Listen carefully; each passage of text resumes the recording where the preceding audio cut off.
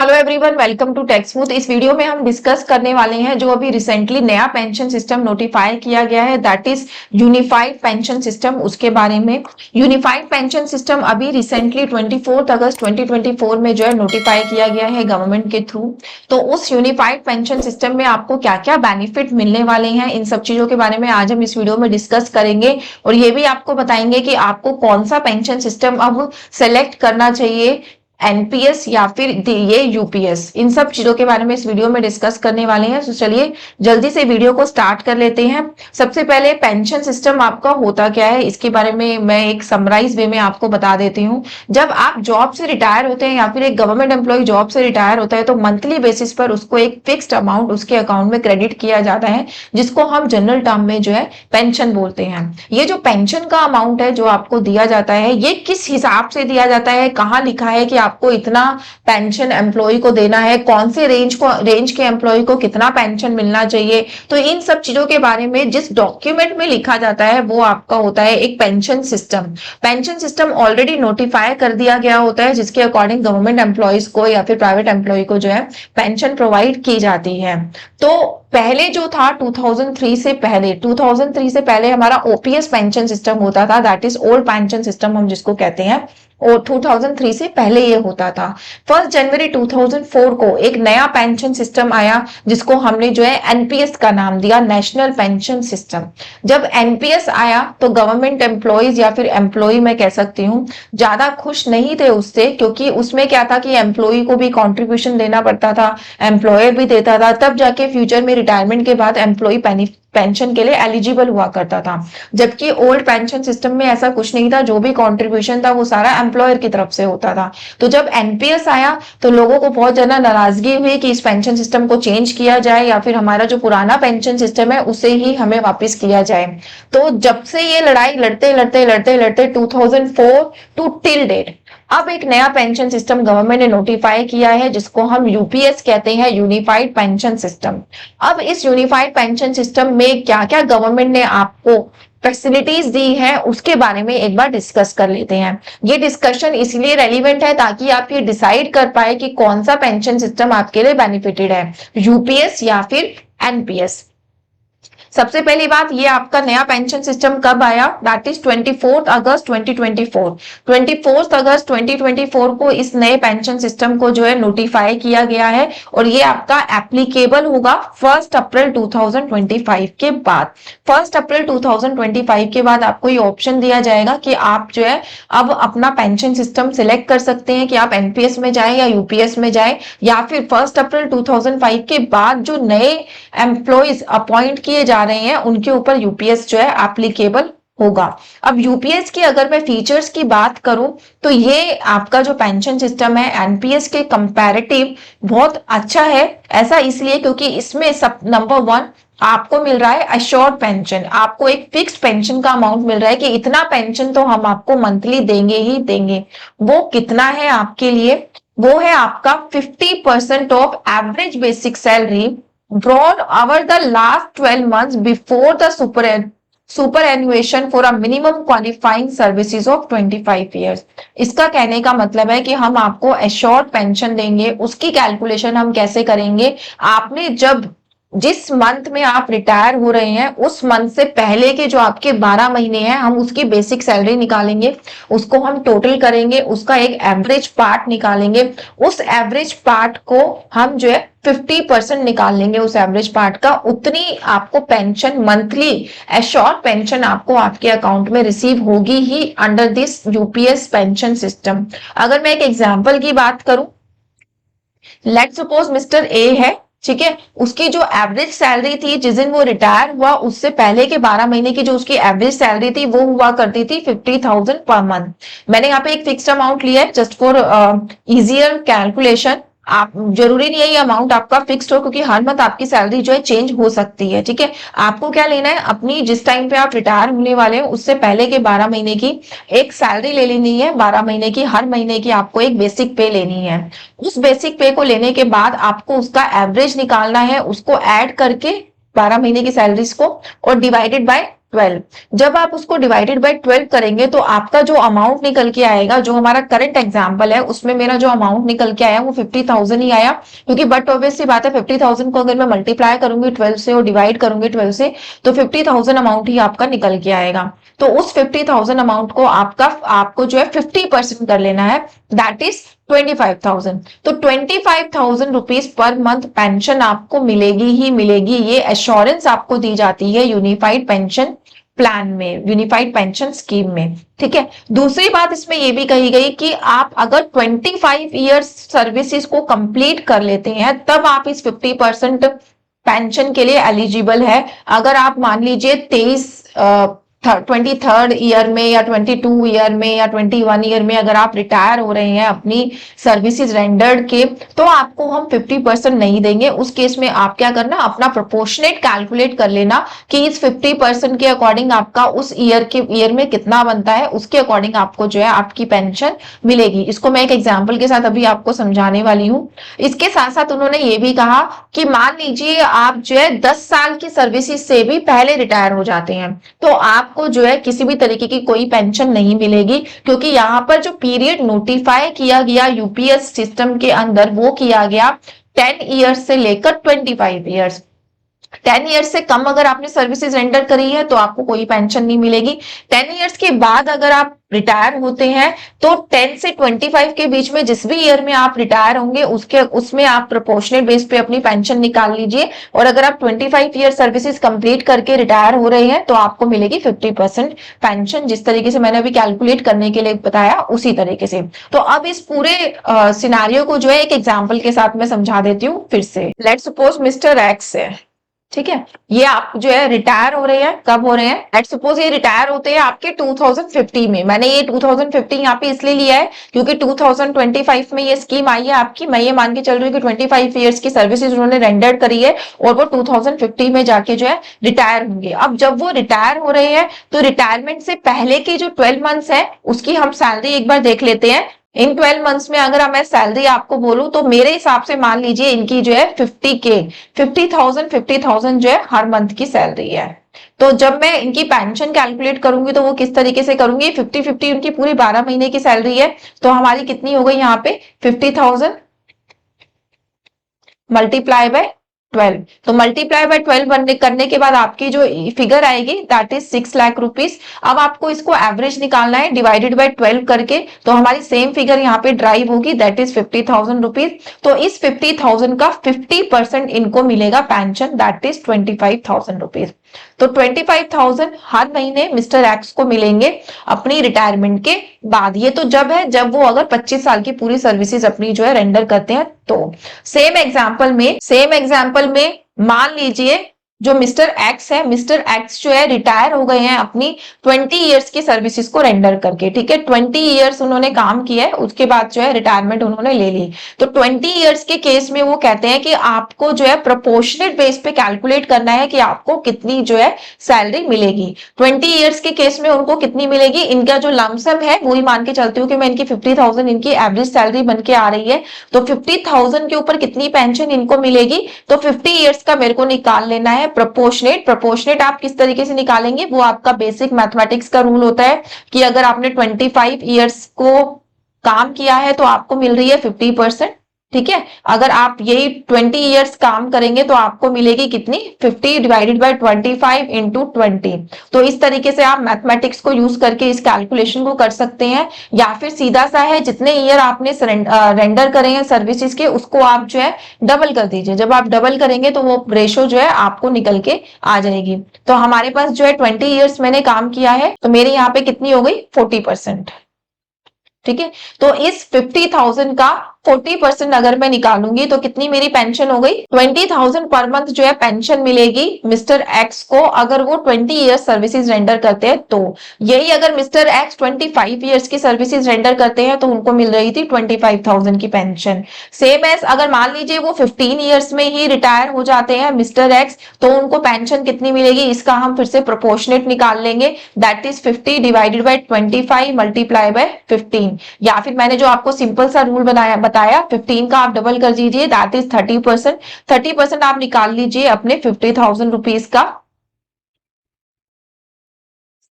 That is 15,000 rupees. तो अगर वो 15 ईयर्स की सर्विसेज रेंडर करते हैं तो 15,000 उनको पेंशन मिलने वाली है। अगर वो 20 ईयर्स सर्विसेज रेंडर करते हैं तो 20,000। अगर वो 25 ईयर्स सर्विसेज रेंडर करते हैं तो 25,000 रुपीज। तो इस तरीके से आप अपनी जो है पेंशन को कैलकुलेट कर सकते हैं कि आपके जो ये नया सिस्टम आया है उसके अंदर आपको एश्योर्ड पेंशन जो है कितनी मिलने वाली है। और अगर आप 10 साल से कम अगर आप सर्विसेज रेंडर कर रहे हैं तो इस सिस्टम के अंदर आपको कोई पेंशन नहीं मिलेगी।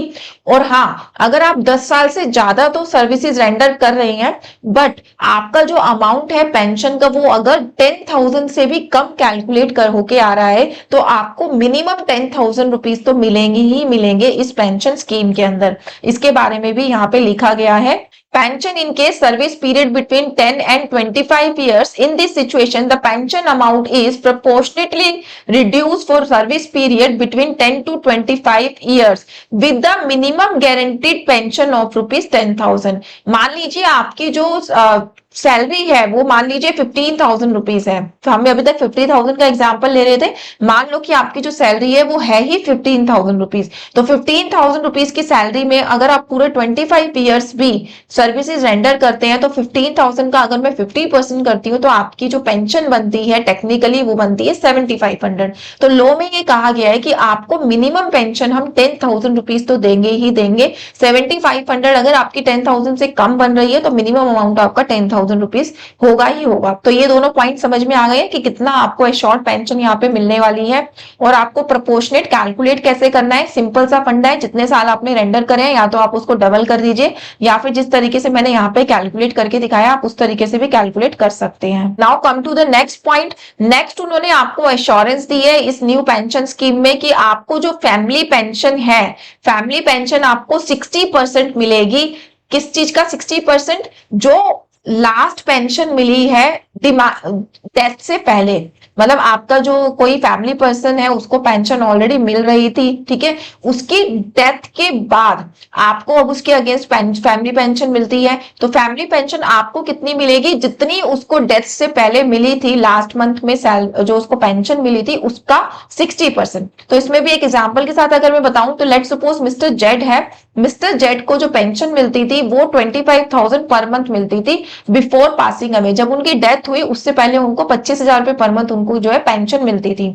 अब उस 25,000 का आप कर दीजिए 60%, इतनी आपको as a family pension assurance दे रहे हैं इस नए यूनिफाइड पेंशन सिस्टम के अंदर कि इतनी आपको जो है पेंशन मिलेगी ही मिलेगी। तो मिस्टर जेड के केस में फैमिली पेंशन निकल के आती है 15,000 पर मंथ, इतनी उनके जो है फैमिली को फैमिली पेंशन रिसीव होगी। नेक्स्ट फीचर जो इस न्यू पेंशन स्कीम का है वो है एश्योर्ड मिनिमम पेंशन। ये मैं ऑलरेडी डिस्कस कर चुकी हूँ कि आपको मिनिमम 10,000 रुपीज तो पेंशन मिलेगी। अगर इससे कम आपकी बनती है तो 10,000 आपको दी जाएगी गवर्नमेंट की तरफ से।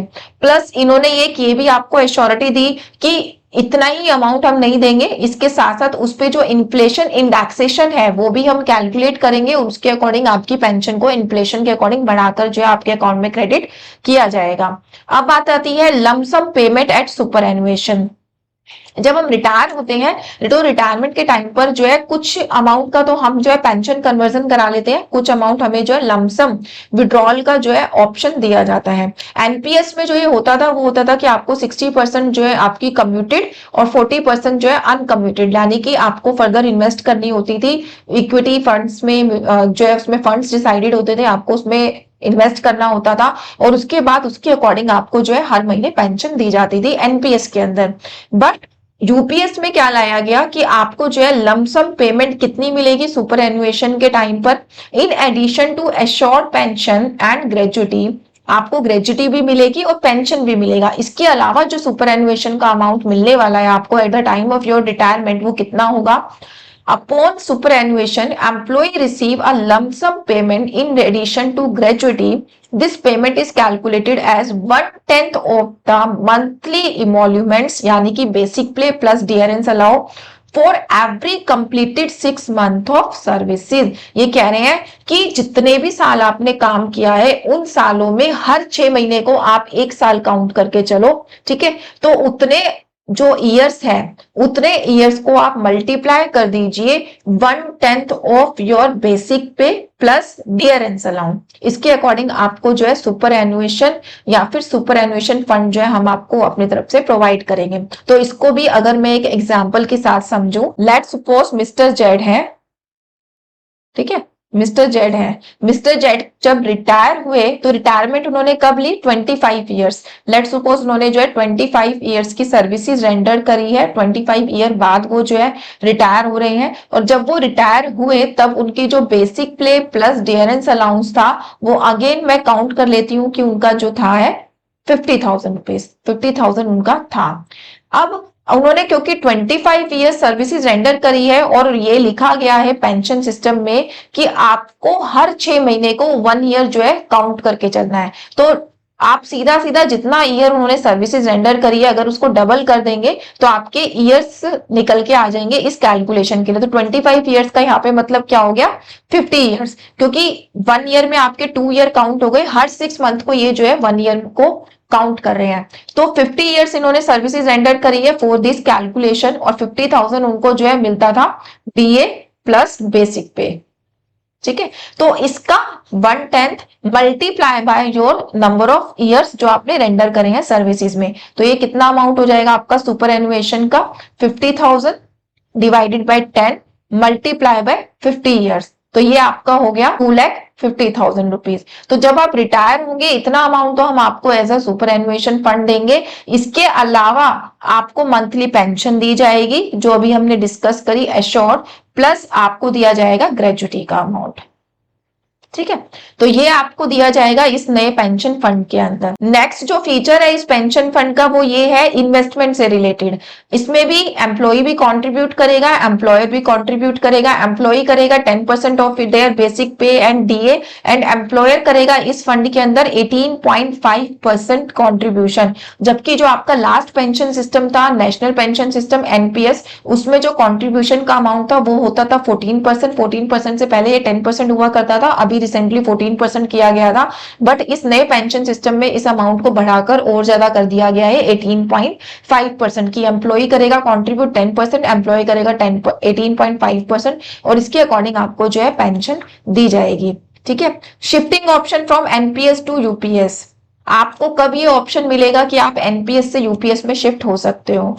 एक एम्प्लॉय अपनी लाइफ टाइम में किसी भी टाइम एक बार इस ऑप्शन को ऑप्ट कर सकता है कि एनपीएस से वो जो है यूपीएस में शिफ्ट कर सकता है। और कब आपको ये शिफ्ट करना है? 1 अप्रैल 2025 से ये स्कीम जो है प्रैक्टिकली एप्लीकेबल हो जाएगी। उसके बाद आप कभी भी इस स्कीम में ऑप्ट कर सकते हैं। अपनी आप कैलकुलेशन कर लीजिए कि कौन सी आपके लिए pension system pension scheme better रहने वाली है। 1 अप्रैल 2025 के बाद आप इस सेक्शन को लेकर अपनी स्कीम जो है चेंज कर सकते हैं। जो लोग अभी एम्प्लॉय हैं, अभी काम कर रहे हैं, वो इसमें शिफ्ट कर सकते हैं इजीली। उनके क्योंकि अभी पेंशन मिल नहीं रही है तो उनकी जो कैलकुलेशन है उस पर कोई इम्पैक्ट पड़ेगा नहीं। बट जो लोग रिटायर हो चुके हैं और ऑलरेडी पेंशन ग्रॉन कर रहे हैं उनके पास भी ऑप्शन है, वो भी शिफ्ट कर सकते हैं एनपीएस से यूपीएस में। और जब ये शिफ्टिंग के टाइम पर मान लीजिए उनकी पेंशन का अमाउंट बढ़ जाता है, ठीक है, जो कि होगा ऐसा, अगर अमाउंट उनका बढ़ जाता है तो पिछले सालों में जो उनको पेंशन मिल चुकी है और जो और मिलनी चाहिए इस यूपीएस के अंदर, जो मिलनी चाहिए उसको जो है एज अ अर्लियर पेंशन उनको प्रोवाइड की जाएगी। तो ये एक बेनिफिट है उन लोगों के लिए जो रिटायर हो चुके हैं।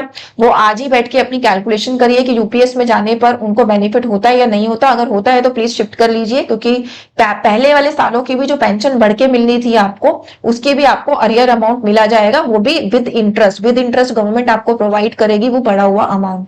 तो ये था एनपीएस से यूपीएस में जाने का आपका तरीका कि आप कब जा सकते हैं, कैसे जा सकते हैं, ठीक है। अब मैंने एक छोटी सी टेबल दी है जिसमें आपको मैं डिफरेंशिएट कर सकती हूँ कि यूपीएस, एनपीएस और ओपीएस में क्या डिफरेंस होता है। ओपीएस अब इतना रेलिवेंट नहीं है क्योंकि बहुत पुराना है, 2003 से पहले था ये। बट अभी भी कुछ एम्प्लॉयज ऐसे हैं जो 2003 के पहले के अपॉइंटी थे तो उन्होंने ओपीएस अपॉइंट किया हुआ है। तो ओपीएस से यूपीएस में तो बट ऑब्वियस सी बात है कोई स्विच नहीं करेगा, बिकॉज ओपीएस जो है एक बहुत अच्छा सिस्टम था उस टाइम का जिसमें एम्प्लॉय का कंट्रीब्यूशन कुछ भी नहीं होता था, सारा कंट्रीब्यूशन एम्प्लॉयर का होता था। तो इसको तो आप क्रॉस कर सकते हैं कि ओपीएस वाले लोग कभी भी नेक्स्ट पेंशन सिस्टम में ऑप्ट नहीं करेंगे। ठीक है। अब मैं यूपीएस और एनपीएस की अगर डिटेलिंग में बात करूं तो यूपीएस आपका 1 अप्रैल 25 से एप्लीकेबल होगा, एनपीएस आपका 1 जनवरी 2024 से एप्लीकेबल हो चुका है, 2004 से, सॉरी, ठीक है। और जो एनपीएस है वो किसके लिए था, 18 से 70 इयर्स के बीच के सभी सभी सिटीजन्स के लिए था, इंक्लूडिंग एनआरआई, ठीक है। पेंशन कितनी मिलनी थी, जो आपका नया सिस्टम है उसमें आपको पेंशन मिल रही है 50% ऑफ बेसिक पे, एवरेज निकालेंगे आप अपना लास्ट 12 मंथ्स का, जो हमने अभी देखा था, इसके अकॉर्डिंग आपको यूपीएस के अंदर पेंशन मिलेगी। एनपीएस में क्या था, आपकी कोई फिक्स्ड पेंशन नहीं थी, आपको at the time of retirement minimum 40% of amount जो है कंपाउंडेड में जो है आपको अपना कन्वर्ट कराना होता था यूनिट लिंक प्लान में। वहां से आपको जो मंथली पेंशन मार्केट में जो जिस तरीके से शेयर्स का रेट चल रहा है या इन्वेस्टमेंट आपकी किस हिसाब से ग्रो कर रही है उसके अकॉर्डिंग मंथली आपको जो है पेंशन दी जाती थी एनपीएस के अंदर। तो कोई फिक्स्ड अमाउंट नहीं है एनपीएस में। ओपीएस में जो है फिक्स्ड पेंशन होती थी, पहले जो हमारा ओपीएस सिस्टम था उसमें फिक्स्ड पेंशन होती थी हमारी सैलरी के अकॉर्डिंग। एम्प्लॉय का कॉन्ट्रीब्यूशन यूपीएस में भी है एनपीएस में भी होता था, 10% दोनों में एम्प्लॉय का कॉन्ट्रीब्यूशन रहता है, जबकि ओल्ड पेंशन सिस्टम में ऐसा कोई कॉन्ट्रीब्यूशन नहीं था, एम्प्लॉय को 1 रुपी भी नहीं देना होता था अपनी पेंशन के लिए, सारा कॉन्ट्रीब्यूशन एम्प्लॉयर का होता था। अब जो है यूपीएस में एम्प्लॉयर का कॉन्ट्रीब्यूशन है 18.5% और एनपीएस में है 14%। यहाँ पे हम गवर्नमेंट एम्प्लॉयज की बात कर रहे हैं क्योंकि जो यूपीएस सिस्टम, यूपीएस जो स्कीम आई है वो सिर्फ और सिर्फ गवर्नमेंट एम्प्लॉयज के लिए आई है। Got it. नेक्स्ट है एश्योर्ड पेंशन। एश्योर्ड पेंशन आपको 50% मिल रही है, ठीक है। यहाँ पे कोई एश्योर्ड पेंशन नहीं है, यहाँ फिक्स पेंशन है आपकी। इन्वेस्टमेंट ऑप्शन मैंने बता दिया है आपको। फैमिली पेंशन यहाँ पर 60% दी जा रही है, लास्ट ड्रॉन जो पेंशन थी उसका 60% आपको दिया जाएगा। यहाँ पे कोई स्पेसिफिक लिमिट नहीं थी फैमिली पेंशन की, और यहाँ पर भी आपको जो है फैमिली पेंशन अवेलेबल थी, यहाँ नहीं है आपकी family pension available. Tax benefit, जब आप जो है यूपीएस में इन्वेस्टमेंट करते हैं, जब आप एनपीएस में करते हैं तो सबको पता है कि 50% का अलग से हमें कंट्रीब्यूशन का मिलता था 80 सीसीडी 1 में, ठीक है। सेम एज हमें जो है अलग से 80 सी में भी इसकी रिबेट मिलती थी एनपीएस की। तो 80 सी एंड 80 सीसीडी इन दोनों में जो है एनपीएस की रिबेट मिलती थी।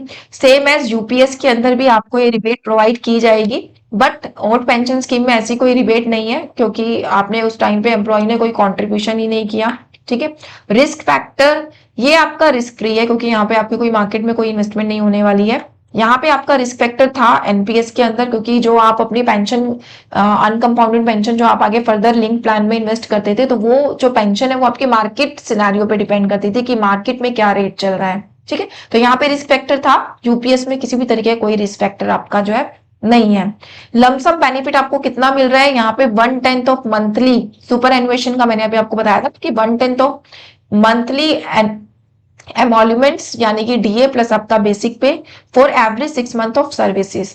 एनपीएस में क्या होता है 60% आप लमसम लेंगे और 40% का जो है आपको एन्युटी प्लान में जो है कन्वर्ट कराना पड़ता है। यहाँ पे कोई लमसम नहीं था, ओनली आपको पेंशन मिलती थी जो आपका ओल्ड पेंशन प्लान होता था उसके अंदर। इन्फ्लेशन इंडेक्सेशन का बेनिफिट यहाँ पर मिल रहा है, यहाँ पर नहीं मिल रहा क्योंकि जो आपका फंड वैल्यू है वो मार्केट रेट पे डिपेंड करती है और आपका जो ओल्ड पेंशन सिस्टम होता था उसमें भी आपको जो है मिलती थी। तो जब आप ये अपना कैलकुलेट करेंगे कि आपके लिए यूपीएस बेनिफिटेड है या एनपीएस है तो आप इस ओपीएस को इतना कंसीडर करके मत चलेगा क्योंकि ये मैंने जस्ट आपको एक बार बताया कि 2003 से पहले का जो पेंशन सिस्टम था वो कितना अच्छा था, ठीक है। क्योंकि अब जब ये यूपीएस आया ना अभी भी लोग सेटिस्फाई नहीं है क्योंकि उन्होंने वो ओपीएस वाला टाइम देखा हुआ है, उस टाइम पे ज्यादा बेनिफिट उनको मिलता था। तो ओपीएस मत कंसीडर करिएगा जब आप अपना बेनिफिट कैलकुलेट करें, सिर्फ यूपीएस और एनपीएस के बीच में आप कैलकुलेशन करके अपना कैलकुलेट करिए कि कौन सा पेंशन सिस्टम आपके लिए बेनिफिटेड है। ओके, अब यहाँ पर मैं एक अपना ओपिनियन देना चाहूंगी कि आपको कौन से पेंशन सिस्टम में जाना चाहिए, यूपीएस में या फिर एनपीएस में। देखिए अगर आपकी रिटायरमेंट की स्टेज आने वाली है, ठीक है, मान लीजिए 2 साल रह गए या 3 साल रह गए, 4 साल रह गए हैं, आपका जो है रिटायरमेंट होने वाला है, तो उस केस में मेरे हिसाब से आपको यूपीएस के थ्रू अंदर जाना चाहिए क्योंकि वहां पे आपको जो है एश्योर्ड पेंशन मिल रही है कि इतना अमाउंट तो आपको मिलेगा ही मिलेगा, चाहे मार्केट रेट जो भी चल रहा हो, मार्केट में शेयर्स का रेट जो भी चल रहा हो, क्योंकि आपका पैसा वहां इन्वेस्ट नहीं होने वाला। जबकि एनपीएस में जब आप 40% अपना एन्युटी प्लान में कन्वर्ट कराते हैं तो आपका जो फंड है वो मार्केट में इन्वेस्ट किया जाता है, इक्विटी शेयर शेयर्स में, यूनिट लिंक में, तो जो भी मार्केट में रेट चल रहा है उन शेयर्स का, तो उसके अकॉर्डिंग आपको आपकी पेंशन मिलती है एनपीएस के अंदर। तो अगर आपकी रिटायरमेंट होने वाली है तो आप जाइए यूपीएस के अंदर, वो आपके लिए बेनिफिटेड है। और यार, और अगर आपने जो है अभी जॉब ज्वाइन करी है, अभी आपकी रिटायरमेंट को बहुत टाइम है, तो आप एनपीएस में जा सकते हैं। क्योंकि आज अगर आप शेयर्स में इन्वेस्ट करते हैं तो बट ऑब्वियस सी बात है, एक पर्टिकुलर टाइम के बाद 10 years down the line, 15 years down the line जो है उनकी वैल्यू बहुत अच्छी होने वाली है। तो उस केस में आप जो है एनपीएस में जा सकते हैं। ये ऑल टुगेदर मेरा व्यू था। आप अपना कैलकुलेट करके देख लीजिए कि आपको कौन से पेंशन सिस्टम में जो है जाना है। अपार्ट फ्रॉम दिस, अगर मैं इनकम टैक्स की बात करूं कि आपको कितना टैक्स देना पड़ेगा, पेंशन जो आपको मिलती है वो टैक्स होती है स्लैब रेट के अकॉर्डिंग। ठीक है, स्लैब रेट्स के अकॉर्डिंग जो है आपको टैक्स देना पड़ता है पेंशन पे। तो अगर आप यूपीएस में जाएंगे तो जो भी स्लैब रेट चल रहा है उसके अकॉर्डिंग आपको टैक्स पे कर देना है। एनपीएस में एक्चुअली इन्वेस्टमेंट के अकॉर्डिंग भी होता है, तो वहां पर आप कैपिटल गेन्स वगैरह का देख सकते हैं। ठीक है, तो इसके अकॉर्डिंग आप अपना टैक्स कैलकुलेट कर सकते हैं। अदरवाइज आपको न्यू टैक्स रिजीम अब आ गया है, न्यू टैक्स रिजीम के अकॉर्डिंग आपको अपना टैक्स कैलकुलेट करना है, स्लैब रेट जो चल रही है उसके अकॉर्डिंग। ठीक है, कोई किसी भी तरह की कोई डिडक्शन की बेनिफिट्स आपको नहीं मिलेगी और उसके अकॉर्डिंग आपको अपनी पेंशन पे टैक्स देना है। पेंशन पे टैक्सेबल बनती है आपकी पेंशन, कोई टैक्स रिबेट नहीं है इस पे, चाहे आप कोई भी टैक्स पेंशन स्कीम को ऑप्ट करो, यूपीएस, एनपीएस या फिर ओपीएस। तो ये था मेरा एक ब्रीफ वीडियो कि आपको कौन सा पेंशन प्लान जो है सिलेक्ट करना है। अगर अभी भी कोई डाउट है इस कैलकुलेशन से रिलेटेड या फिर इस वीडियो से रिलेटेड, तो आप हमें कमेंट बॉक्स में डाल के अपनी क्वेरीज पूछ सकते हैं। तो इसी तरीके की वीडियोस के लिए अभी टैक्स स्मूथ को जो है सब्सक्राइब कर लीजिए। फ्यूचर में भी हम इसी तरीके की नॉलेजेबल वीडियोस लेके आते रहते हैं। तो आप अपनी फ्रेंड्स के साथ, रिलेटिव्स के साथ इस वीडियो को शेयर कर सकते हैं, सो दैट वो भी अपने पेंशन को कैलकुलेट कर ले। Thank you so much for watching this video. Thanks a lot.